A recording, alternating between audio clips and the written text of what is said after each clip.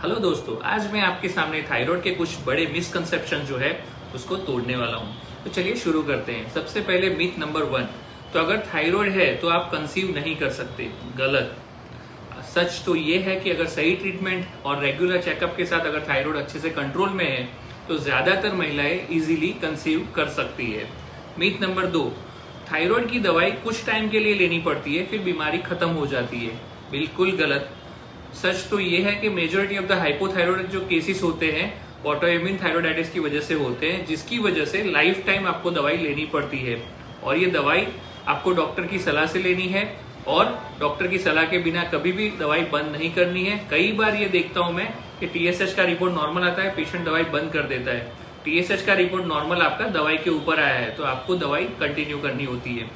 Myth number 3, thyroid का मतलब ये होता है कि गले के अंदर आपको सूजन जैसा या गोइटर जैसा हमेशा होना चाहिए।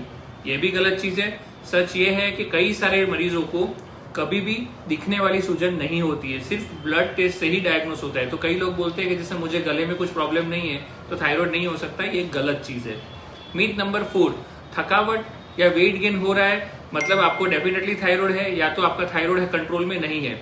जी नहीं, ये भी गलत है। कई सारे सिम्टम्स दूसरे कोई रीजंस की वजह से भी हो सकते हैं। तो डायग्नोसिस के लिए आपको टीएसएच, T3, T4 के जो रिपोर्ट होते हैं उसी से करना पड़ता है, और आपका कंट्रोल में है या नहीं वो भी ये रिपोर्ट ही तय करते हैं। मिथ नंबर 5, जो कि आप गोभी खाते हो, कॉलीफ्लावर खाते हो, तो ये सब खाने की वजह से थायराइड बढ़ जाता है। ये भी गलत है। नॉर्मल क्वांटिटी में अगर ये सब्जियां खाते हो आप तो ऐसा कुछ नहीं होता। अगर आप दवाई रेगुलर ले रहे हो, आपका थायराइड कंट्रोल में है, तो ये खाने से कोई मेजर प्रॉब्लम